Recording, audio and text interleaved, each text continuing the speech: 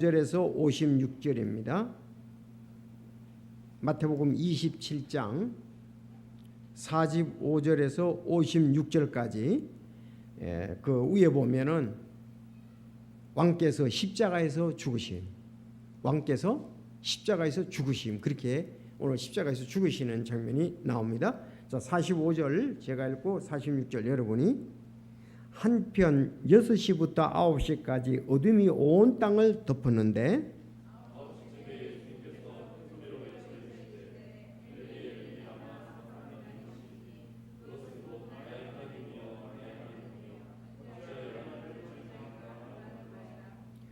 거기 서 있던 자들 중에 몇 사람이 그것을 듣고 이르되 이 사람이 엘리야를 부른다 하니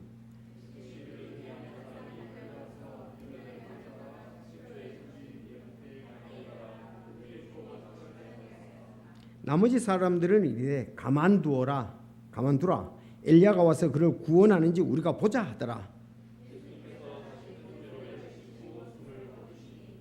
보라, 성전의 휘장이 위에서부터 아래까지 둘로 찢어지고 땅이 진동하며 바위들이 터지고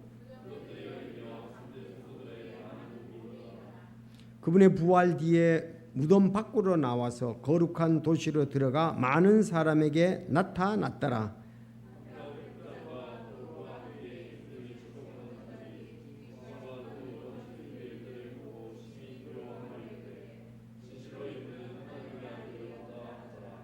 거기에는 멀찍이 떨어져서 바라보는 많은 여자들 곧 예수님을 섬기며 갈릴리에서부터 그분을 따라온 여자들이 있었는데 그들 가운데는 막달라 마리아와 야고보와 요새의 어머니 마리아와 세베대의 아들의 어머니가 있더라. 아멘. 기도하겠습니다. 하나님 아버지 감사합니다. 저 갈보리 십자가 찬양을 드렸는데 갈보리 십자가에서 예수 그리스도께서 못 박혀 이제 죽으시는 장면을 오늘 저녁에 보게 됩니다. 주님, 우리도 그곳에 또 함께 했던 사람들을 보게 되는데 하나님의 사람들도 있고 반대자들도 있었습니다. 오늘날 우리가 갈보리 십자가를 전하지만 믿는 사람 있고 믿지 않는 사람도 있습니다. 주여, 우리에게 믿음을 더해 주셔서 참 오늘 갈보리 십자가를 바르게 알고 우리가 마음에 새기며 이 말씀으로 인해서 새 힘과 새 능력을 얻어서 더욱더 전진하는 믿음 가질 수 있도록 주여 인도해 주옵소서. 말씀이 없어서 가란 영혼 되지 않게 하여 주시고 말씀으로 말미암아 날마다 더 새로워지고 시간마다 새로워지고 더 주께 영광을 돌리는 우리의 삶이 될 수 있도록 주여 인도해 주옵소서. 이 말씀 볼 때 또 성령님께서 인도해 주시고 바르게 알고 정말 주 예수 그리스도를 아는 지식에서 자라가라고 그러는데 오늘 자라가도록 주여 인도해 주옵소서. 예수님의 이름으로 기도하옵나이다. 아멘. 우리가 가끔 이렇게 생각할 때 예수님이 십자가에 못 박혀가지고 바로 죽은 걸로 생각하기 쉬워요. 십자가에 못 박혀서 바로 죽었다.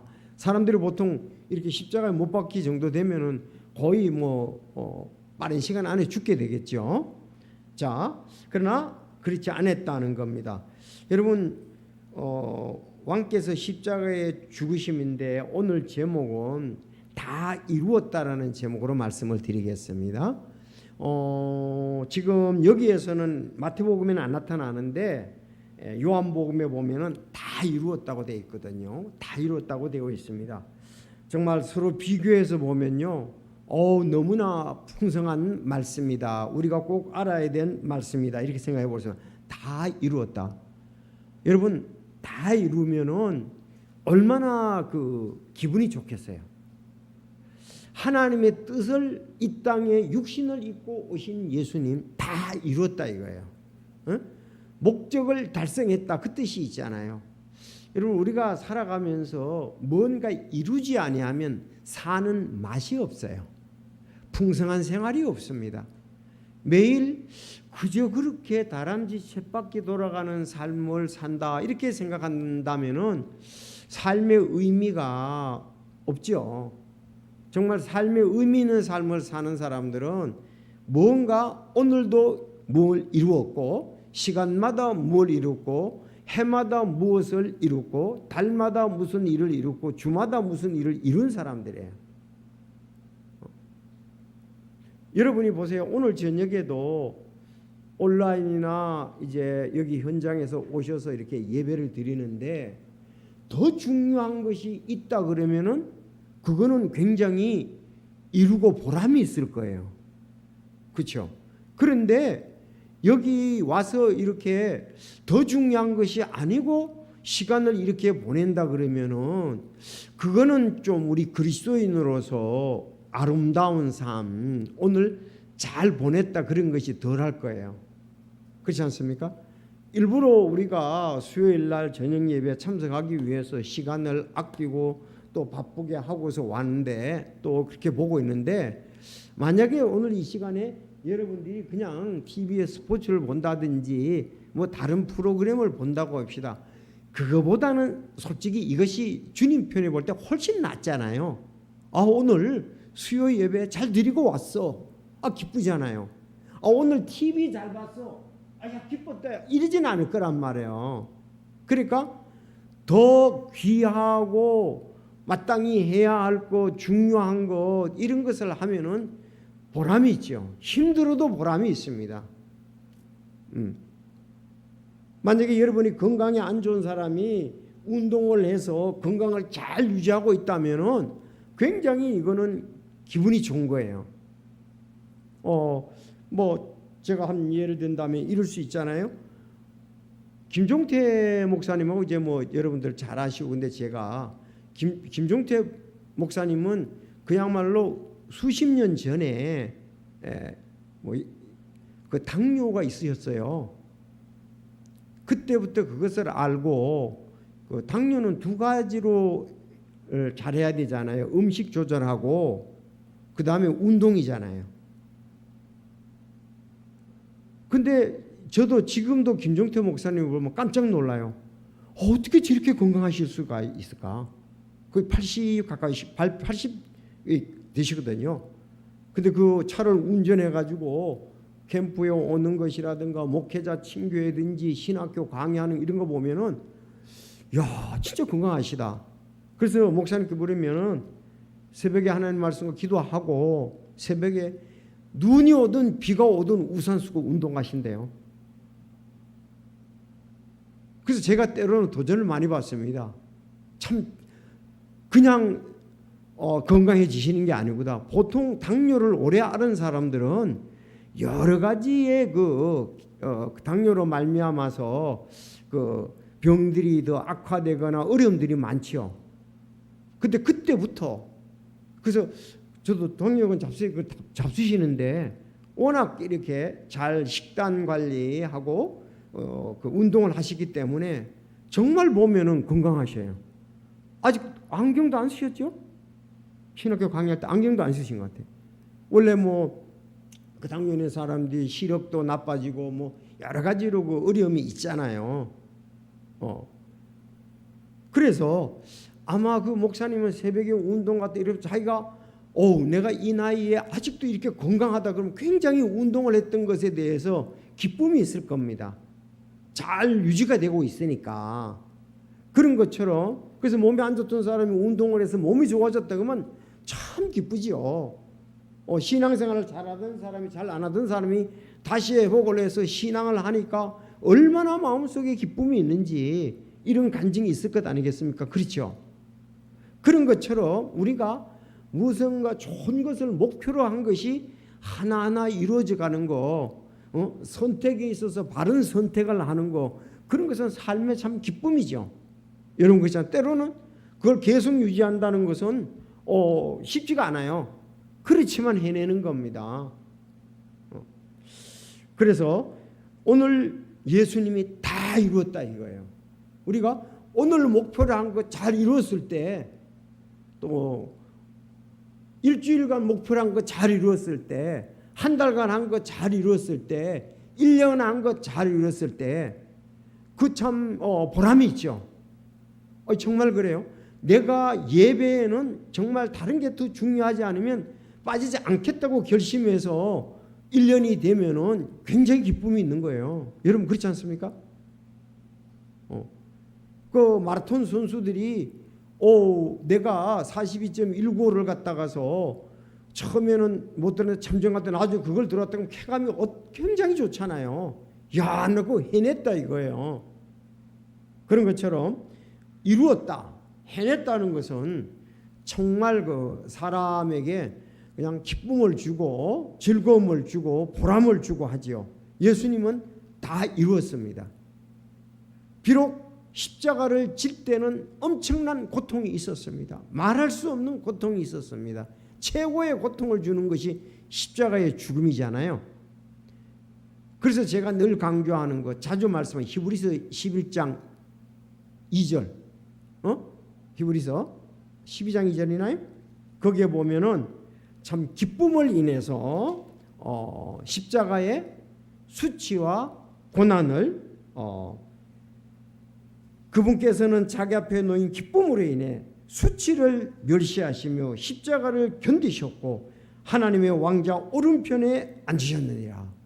자, 다 이루었다. 이제는 그때는 고통이 있었지만 다 이루었다 하고 난 다음에 기쁨이 있고 또 하나님의 왕자 오른편에 앉았다. 참 놀라운 거잖아요. 그렇지만 십자가 없이 다 이루어지지 않고 십자가 없는 기쁨은 없었습니다. 하나님 십자가 없었다면 하나님 왕자 오른편에 앉지도 않았겠죠.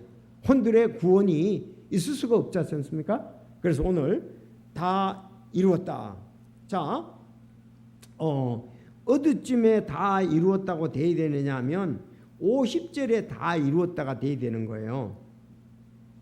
자, 예수님께서 다시 큰 소리로 외치시고 숨을 거두시니 그랬습니다. 자, 숨을 거두시니 다 이루었다. 요한복음 19장 3절. 그러므로 예수님께서 식초를 받으신 뒤에 이르시되 다 이루었다 하시고 머리를 숙이시며 숨을 거두시니라. 마지막 말이 다 이루었다는 거죠. 숨을 거두시기 직전에 다 이루었다고 하시고 숨을 거두셨습니다. 그래서 50절에 거기에 다 이루었다는 말이 들어가야 되는 거죠. 요한복음에는 거기 숨을 거두시는데 그 앞에 다 이루었다 하시고 머리를 숙이시고 숨을 거두시는, 머리가 이제 떨어지신 거죠. 이렇게. 그렇지 않습니까? 숨을 거두셨다. 거기에 들어가야 될 부분입니다. 자, 다 이루었다 그랬습니다. 다 이루었다는 말을 한번 이렇게 살펴보면 요한복음 1장 29절에 보면 세상 죄를 다 제거하셨다. 요한복음 1장 29절, 다음 날 요한이 예수님께서 자기가 오신 것을 보고 그때 세상 죄를 제거하시는 하나님의 어린 양을 보라 그랬죠. 세상 죄를 다 제거하는 걸 이루신 겁니다. 그런가 하면은 시편 32편 1절에 자기 범법을 용서받고 자기 죄가 가려진 자는 복이 있도다 그러죠. 죄가 다 가려졌다. 따라합시다. 죄가 다 가려졌다. 죄가 다 제거되었다. 자, 베드로전서 2장 24절에는 우리의 죄들을 다 지셨다 되어 있습니다. 친히 나무에 달려 자신의 몸으로 우리의 죄들을 지셨으니, 죄를 지신 것이 이제 다 이루었습니다. 그런가 하면 사도행전 20장에는 보면은 피값으로 우리를 샀다 그랬습니다. 그렇죠? 피값으로 교회를 샀잖아요. 자, 이런 부분들입니다. 이제 피를 다 흘리시고 우리를 샀다. 그 다 이뤘다는 것, 세상 죄를 제거했다. 세상 죄를 다 가려줬다. 세상 죄를 다 지셨다. 인물이 이런 부분들이 이루었다는 말씀입니다. 정말 예수님의 이런 부분이 없다면은 창세기 3장 15절 말씀이 이루어지지 않았겠죠. 그렇지 않습니까? 창세기 3장 15절에 여자의 후손은 내 머리를 사랑할 것이요 너는 그의 발꿈치를 사랑한다고 했잖아요. 물론 죽으시고 난 다음에 부활까지 되지만 이때에 발꿈치를 상하게 한 거죠. 쉽게 말하면 발꿈치를 상하게 했는데 이제 사단은 머리를 상하게 돼버리잖아요. 그 부분이 이루어진 거죠. 발꿈치를 상해서 우리를 구원해 주신 것이 다 이루어졌다는 거죠. 그런가 하면 창세기에 나오고 대언자들이 예언한 메시아가 오셔서 친히 우리의 모든 죄를 다 지시고 다 제거하시고 십자가에 돌린 그 놀라운 일이 이루어졌다는 거죠.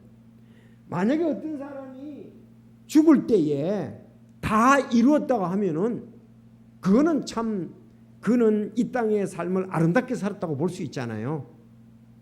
뭐 나쁜 것을 다 이룬 사람이 죽을 때에 다 이루었다 이렇게 할 사람은 없잖아요. 자기가 좋은 것에 대한 비전과 목표를 가지고 이렇게 있었는데 그것을 다 이뤘다. 뭔가 보람 있는 일을 다 했다는 얘기잖아요. 그런 것처럼 우리도 참 우리가 이제는 내가 세상을 살 날이 얼마 남지 않았다. 그러나 뒤돌아볼 때 하나님께서 내게 맡겨주신 일들을 다 이루었다. 주님이 나와 동행했다. 굉장히 큰 주님 맞이할 준비를 했으면 보람이겠죠. 구원받은 사람들 가운데 믿지 않는 사람들은 다른 것이 구원받은 사람들이 정말 주님의 사역에 아름답게 들이지지 못하고 이 부분은 약하고 육신의 정욕과 안목의 정욕과 인생의 자랑을 위해서 살았다면 다 이루었다고 말할 수가 없을 거예요. 그래서 우리는 그리스도 안에서요 어떤 비전과 목표가 있어야 됩니다. 내가 뭘 하겠다는 구체적인 게 있어야 돼요. 내가 주님을 어떻게 섬기겠다는 것이 그런 부분들이 되어서 그것이 계속 이루어졌을 때 그것이 보람이죠. 근데 나중에 가면 그거보다 더 또 다른 부분이 좀 더 올라갈 거예요. 처음에는 내가 예배 출석에 대해서 하다가 이제는 섬기는 쪽으로 더 올라가겠죠. 예배 출석을 다 내가 귀하게 했다. 그렇지만 또 그걸 넘어서 이제 내가 다른 부분을 출석도 할 뿐 아니라 다른 부분까지도 했을 때 점점 이렇게 나아지게 되겠죠. 그런 그 귀한 사역을 이뤘을 때 다 이루었다고 참 기쁨이 있고 주님 만날 준비를 하는 거 이거보다 더 귀한 일은 없게 되라고 믿습니다. 자, 그러면 우리 본문에 한번 들어가 보면요, 참 이 함께 살펴볼 내용이 참 많이 있습니다. 자, 여러분 45절을 읽어주시기 바랍니다. 시작.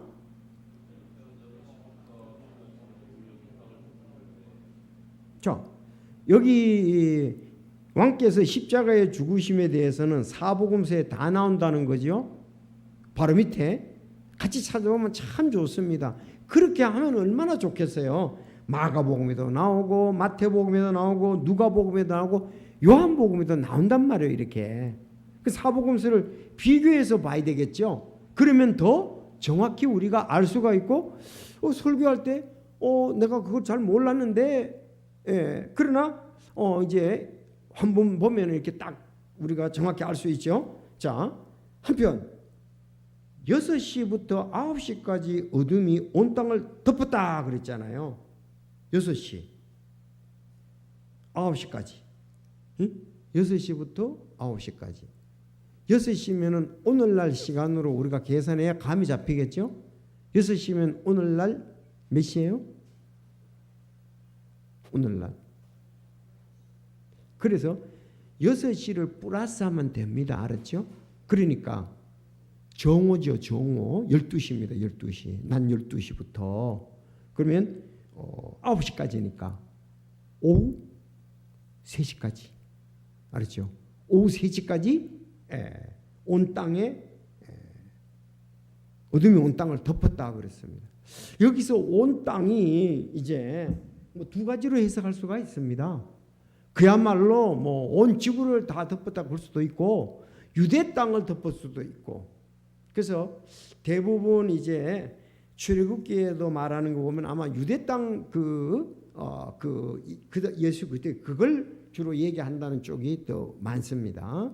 자, 그러면 여러분이 예수님이 십자가에 못 박혔잖아요. 그때부터 돌아가실 때까지가 십자가에서 몇 시간 못 박혀 있었습니까? 그래서 오늘 여기 12시부터 3시까지 있다 그러니까 여러분들이 이제 여기 왜 3시까지밖에 없냐? 자, 그런데 한번 마가복음 15장 24절에 거기만 나와요. 또 마가복음 15장 24절에 보면 그들이 그분을 십자가에 못 박고 그분의 옷을 나눌 때 저마다 어느 것을 가져갈지 정하려고 그 옷들을 놓고 제비를 뽑더라. 25절 때가 3시가 되매 그들이 그분을 십자가에 못 박으니라 그랬죠. 몇 시에 못 박아요? 3시. 3시니까 여기서 6시간을 더 해야 되잖아요. 그럼 몇 시에요? 오늘날 한다면 오전 9시에 못 박히신 거예요. 됐습니까? 오늘 오신 여러분들은 이제 정확히 알겠죠? 예수님이 십자가에 못 박혀가지고 6시간을 십자가에 못 박혀 있으셨다. 언제부터 몇 시까지? 그러면 오전 9시부터 오후 3시까지. 잊지 마십시오. 뭐 이런 것은 정확히 알아야 되죠. 자, 오늘 마태복음에서는 어둠에 온 땅을 덮은 것은 이제 3시간이고 예수님이 십자가에 못 박힌 것은 3시가 되면 그들이 그분을 십자가에 못 박으니라. 정확하잖아요. 됐습니까? 그래서 6시간을 못 박혔고 어둠은 3시간. 정확히 이제 이렇게 알아두면 좋습니다. 어둠이 온 땅을 덮었다 그랬는데 이게 있을 수 있습니까? 있을 수 있습니다. 온 땅을 덮었다는 옆에다가 예를 든다면 출애굽기 10장 22절을 보면 나와요. 자, 그런 예가 있었습니다. 주께서 모세에게 이르시되 하늘을 향하여 내 손을 내밀어 이집트 땅 위에 어둠이 있게 하되 감촉으로 느낄 수 있는 어둠이 있게 하라 하시니 모세가 하늘을 향하여 자기 손을 내밀매 짙은 어둠이 하루 이틀 사흘 동안 이집트 온 땅에 있었다 그랬습니다. 3일 동안 이집트 온 땅에 어둠이 있었다는 거예요. 그렇죠. 그러면 이집트 온 땅에 있었고 다른 데는 없었잖아요. 그렇죠. 물론 하나님은 이집트 온 땅에도 있게 하고 유대 땅 온 땅에도 있게 하고 전 세계에 어둠이 임하기도 하십니다. 주께는 능치 못함이 없느니라. 여기서는 사흘 동안 있어서 하루 이틀 사흘 동안. 지금 여기는 3시간이죠. 그럼 벌써 이미 그때도 이집트에서 하나님께서 역사하신 거죠. 사흘. 여러분 사흘 동안 어둠이 있다고 생각을 해봐요. 진짜 불편하기 그지없죠. 그때 양초를 준비해 놨겠습니까? 전기가 계속 오겠습니까? 그야말로 밤낮이 없이 그렇잖아요. 이게 밤인지 낮인지 구분이 안 되잖아요. 다 어두워지니까 사흘 동안 있었다고 그렇게 이집트 땅에 사흘 동안 있었다. 그 3시간 넘으면 아무것도 아니죠. 그러니까 하나님께서 그 유대 땅에 어둠이 온 땅이란 말을 이제 온이란 말이 유대 땅 온 땅도 말하고 전 세계 온 땅도 말하는데 이 이집트에 이런 것처럼 이러지 않았겠는가 그렇게 보는 입장이 더 많습니다. 온 세상. 그리고 또 온 세상이 그렇다도 관계는 없어요. 왜 이 온이란 말의 그 뜻이 전체를 말하고 유대 땅 전체를 말할 수도 있으니까요. 자, 이집트 땅 온 땅에도 이런 것이 있었다 이 말입니다. 자, 어둠. 여러분 어둠은 지금 출애굽기 10장 22절에 보니까 어둠은 뭘 나타내는 거예요? 심판을 나타내는 거잖아요. 그렇죠. 심판이지 않습니까? 여기도 지금 예수님이 대신 심판받으시는 거예요. 원래 예수님은 빛의 근원이시고 빛을 지으신 분이잖아요. 빛의 근원이시고 빛을 지으신 창조주 하나님이십니다.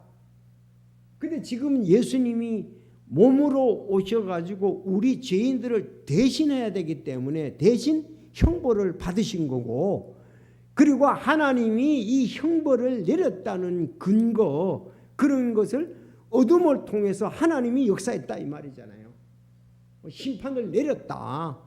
어둠이 임했다 이렇게 볼 수가 있지 않습니까? 그렇죠. 그러니까 그들이 예수님이 뭐 혼자 이렇게 부활, 하나님께서 그 환경까지도 역사하신 것을 볼 수가 있습니다. 어둠이 임했다. 하나님의 심판이 3시간 동안 임했다. 그래서 나중에요, 백부장이요, 이런 것을 보고 지진과 이런 것 두려움이 임하고 이러니까 오, 진실로 이분은 하나님의 아들이었다 이렇게 했어요. 진실로 하나님의 아들이었다 이렇게 나오는 것을 볼 수가 있습니다. 자, 예수님이 말씀을 하실 때 3시간은 죄에 대한 하나님의 진노가 온전히 예수 그리스도에 임하는 때였고, 이게 대낮이잖아요. 가장 밝은 때잖아요. 그렇지 않습니까? 난 12시 오후 3시까지 가장 이런 때에 흑암이 인간이 하고 있는 어둠의 일. 원래 어둠은 심판과 또 어둠은 죄도 상징한다고요. 그렇죠. 어두운 가운데 걷지 말고 밝은 데 걸으라. 어둠은 죄를 상징하기도 하고 심판을 상징하기도 합니다.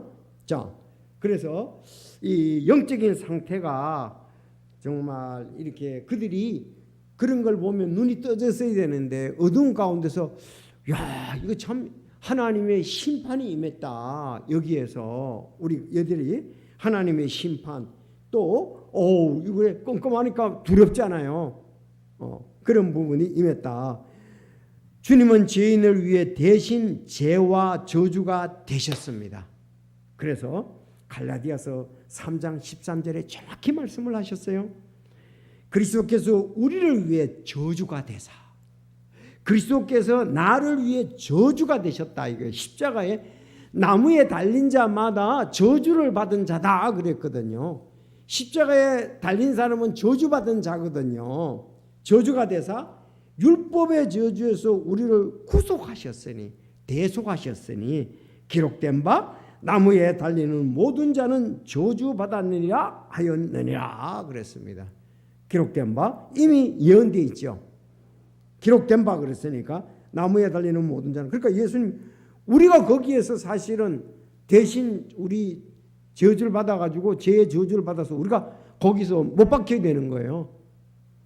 왜? 죄인이니까. 근데 예수님이, 죄 없으신 예수님이 대신 우리의 죄를 위해서 못 박히신 거죠. 그러니까 갈보리 십자가가 그렇게 중요합니다. 알았죠? 내 모든 죄를 용서한 거, 그 갈보리 십자가다.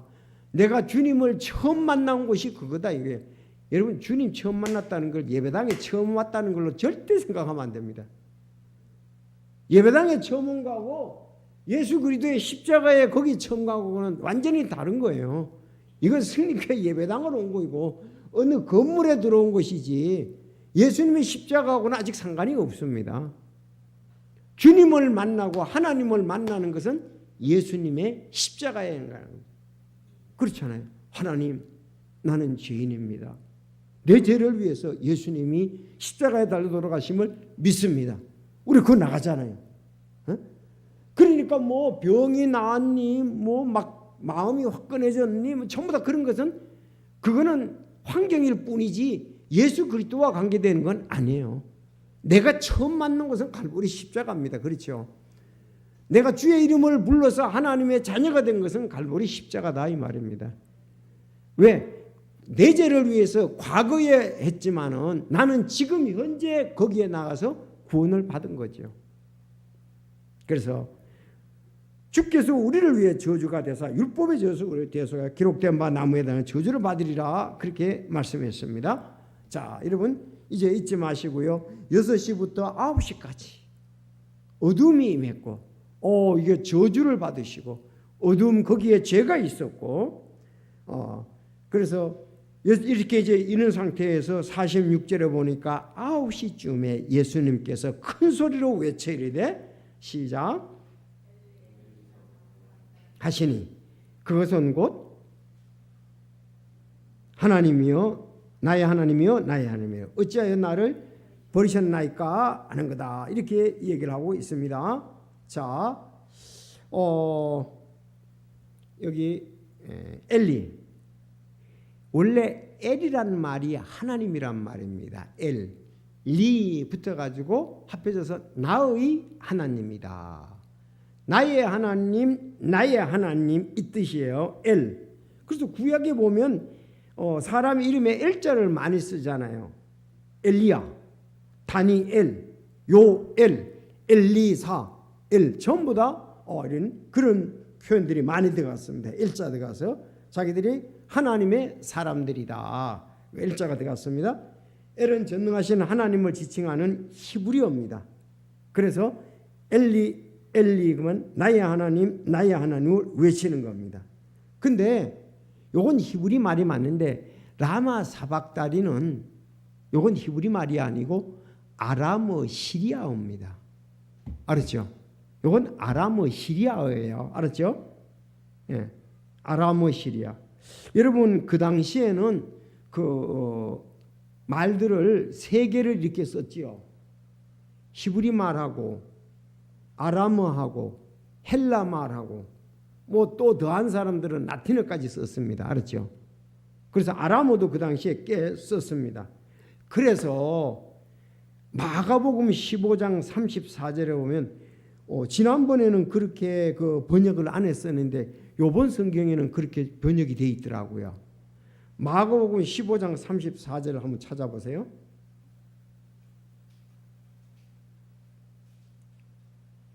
그래서 이런 부분들은 이제 우리가 좀 이렇게 잘 알 필요가 있어요. 그렇지 않으면 성경 틀렸다 또 막 그런다고요. 시작. 9시에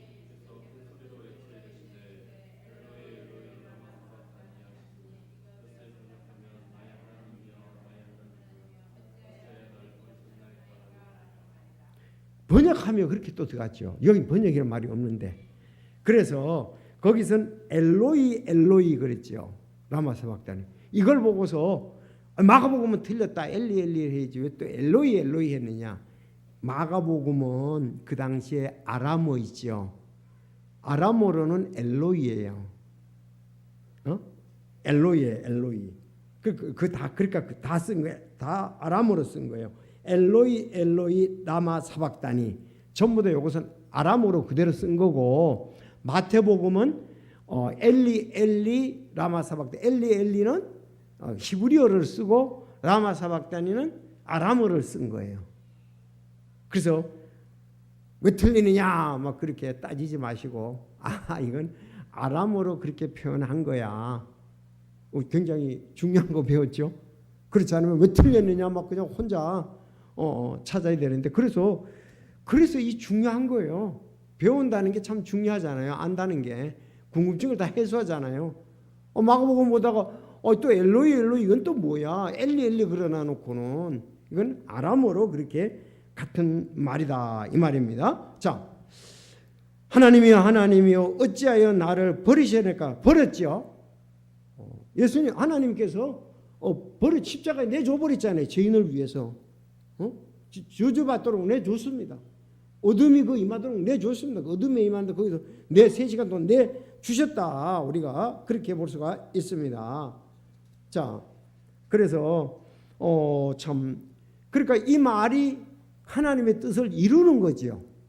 아까 얘기했던 대로 그 에베소에 있는 말씀 저주가 돼서 율법의 저주가 돼서 이 말씀하고 이루는 거잖아요. 그대로 잘 됐잖아요. 버리셨죠. 그걸 얘기를 하신 거죠. 자, 어찌하여 나를 버리셨나이까 하는 말이다 그랬습니다. 이제 47절 여러분 읽어주십시오. 시작.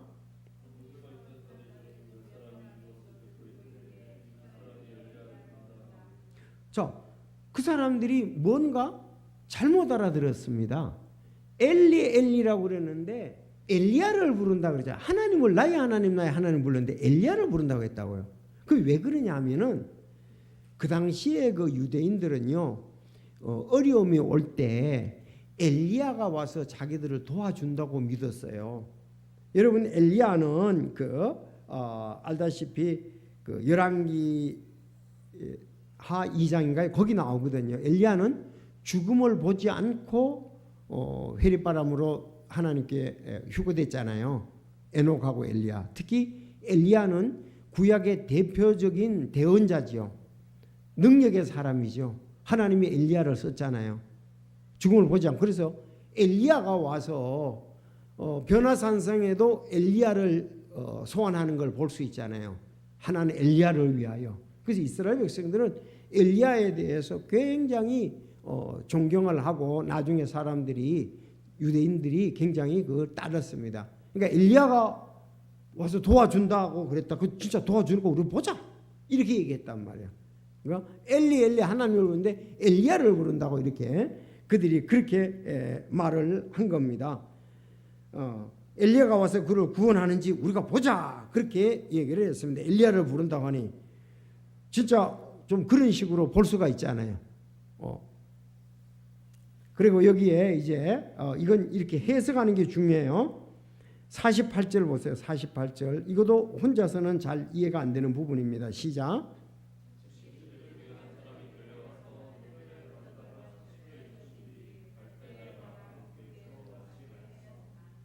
자, 여기에서 예수님께서 이제 그 요한복음에 보면, 자, 요한복음 19장 28절을 봐야 돼요. 이 일 뒤에 예수님께서 모든 일이 이루어진 줄 아시고 성경을 성취하시라고 그랬을 내가 목마르다. 예수님이 그렇게 말씀하셨어요.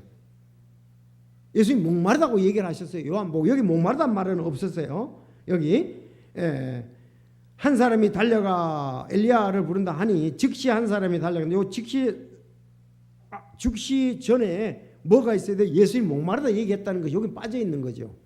요한복음에 있는데 요 기록을 안 했다 이 말입니다. 이런 성경 기록을 성취하시려고 요한은 아주 더 자세히 했습니다. 내가 목마르다 하시니 이제 거기에 식초가 가득히 담긴 그릇이 놓여 있으므로 그들이 해면을 식초로 적신 후에 우수수를 달아 그분의 입에 대니라 그랬습니다. 여기는 주어 마시게 하였으나 그러니까 마셨다는 말인지 안 마셨다는 말인지 이해하기 어렵잖아요. 이때 요한복음에 가면 잘 나온단 말이에요. 자, 그러면은 이제 여기 좀 이해가 우리가 잘하는데 해면을 식초로 적신 뒤에 그랬거든요. 이 해면이 뭐냐 하면은 스폰지 역할을 하는 거예요. 그러니까 해면을 갖다가서 식초에 적셨단 말이에요. 스폰지같이 그렇게 이제 빨아 때리는 적셔가지고 적신 뒤에 우슬초에 달아서 그분의 입에 댔습니다. 그러니까 막 꾹꾹 마신 게 아니고 입에 댔단 말이에요. 입에 댔어. 대는 거다 이 말입니다. 맛봤다 이 말이죠. 막 꾹꾹 마신 게 아니라 입에 대니라 이렇게 나왔어요. 그래서 여기서 혼자 읽으면 그래요. 주어 마시게 하였으나 딱 끊어졌으니까 마셨다는 말인지 안 마셨다는 말인지. 그러니까 요한복음에 가니까 입에 됐다. 다른 데 보니까는 또 식초를 주어 마시게 했다 그러니까 그 스포츠 같은 그 해면에서 예수님께서 이렇게 마신 게 아니고 빨아 이렇게 짜서 입에서 이렇게 빨아 잡수신 거예요. 대니라 그랬으니까 마셨다고 내합니다. 알았죠? 마셨는데 이렇게 마신 게 아니고 해면에 스폰지에 있는 것을 대고 마셨다 이렇게 보면 되겠습니다. 자, 그런데 이제 여기에서 중요한 아까 여기 성취하라매라고 그랬잖아요. 요한이 그때 좀 성취를 하셨어요. 우리가 그 앞에 보면은 자, 그 34절을 여러분 한번 읽어주세요. 34절 시작.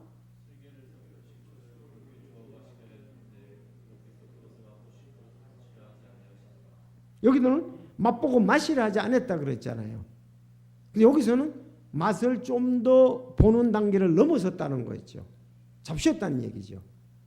맛만 이렇게 안 먹는다 그랬잖아요. 그런데 이 쓸개 즙은 섞은 것은 맛 대보고서 안 먹으려고 그랬고 요 식초를 해면에 적셔가지고 이거는 잡수었단 말이에요. 근데 이 참 왜 그러면 그건 그렇게 했느냐? 시편 69편 21절에 보면 그들이 또한 쓸개즙을 나의 먹을 것이며 그들이 또한 쓸개즙을 나의 먹을 것으로 주며 내가 목마를 때 내게 식초를 주어 마시게 하였다 그랬습니다. 그러니까 식초 쓸개즙도 있고 식초도 있고 다 있단 말이에요 여기에. 그러니까 하나는 먹을 거 주며 쓸개즙 줬는데 대고 안 마셨고, 내가 목마를 때 식초는 주어 마시게 했다. 그건 입에 대고 좀 이렇게 그건 고통에서 그걸 뭐라고 그러죠? 고통을 감해 주는 거예요.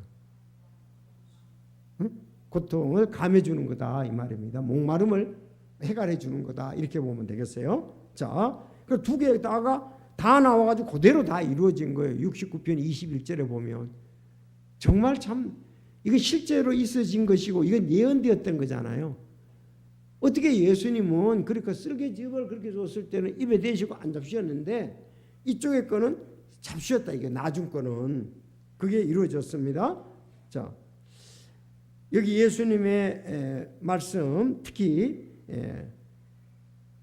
이런 부분들을 보면서 이제 보자. 그리고 예수님께서 다시 큰 소리로 숨을 거두시니라 그랬죠. 여기 숨을 거두시니라 그렇게 얘기를 하고 있습니다. 여기 다 이루었다 그랬죠. 다 이루었다 그랬습니다. 자, 그러면 숨을 거두시니라 이렇게 나오는데 누가복음 24장 46절을 한번 보겠습니다. 이것도 좀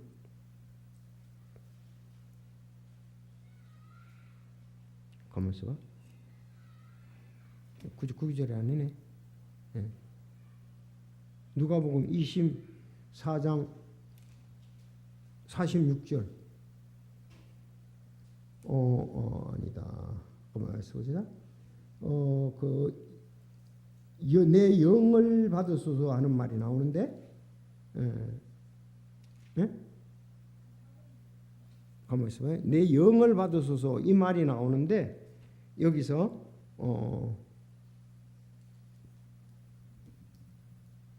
이같이 이르시되 기록되었을 때 이같이 그리스도가 고난 셋째 날에 죽음도 일어나야만 했으며, 그런데 여기서 영을 받았다는 것이 나오는데 내가 여기 기록이 잘 안 돼 있네요. 예수님께서 내 영을 받으소서 그렇게 했단 말이에요. 그런데 여러분 영을 받으소서 그런 사람이 또 있었죠. 누구예요? 스데반이 죽을 때 내 영을 받으소서 그랬잖아요. 그런가 하면 전도서 12장 7절에 보면 우리의 몸은 흙으로 가고 영은 주신 하나님께로 간다 이 말이에요. 알았죠? 그러면 우리가 죽으면은 스데반이나 예수님이나 여기 전도서에 말한 거 우리 죽으면 영은 하나님께로 간다 이 말이에요. 알았죠? 그것도 한번 알아둘 필요가 있다는 것을. 근데 그 내 영이란 말이 24장 46절 맞는데 왜 그렇게? 응? 23장 46절에? 맞네. 맞아, 잘했어. 23장 46절 맞네요. 예수님께서 큰 소리, 내가 너무 갔네요. 23장인데요. 예수님께서 큰 소리로 외치시고 이르시되 아버지여 내 영을 아버지 손에 맡기나이다 하시고 이렇게 말씀하신 뒤에 숨을 거두시나 그랬잖아요. 그렇죠? 내 영. 거기다가 스데반도 내 영을 받으시옵소서 그랬잖아요. 그리고 전도서 12장 7절에도 영은 또 주신 하나님께로 간다. 몸은 땅으로 가고 그런 말씀이 있습니다. 그래서 우리가 영이 간다는 것을 말씀을 하고 있습니다. 원래 혼은 사람을 대표적으로 혼이라고 그러죠. 우리가 혼이라고 그러잖아요. 여러분이 여기 오늘 저녁에 온 사람이 몇 혼인가 이렇게 시어보면 안 돼. 전체로 혼이라고 그러죠. 영이라 그러면 하나님과의 교제 관계가 되면서 올라갔다. 우리가 이렇게 보면 되겠습니다.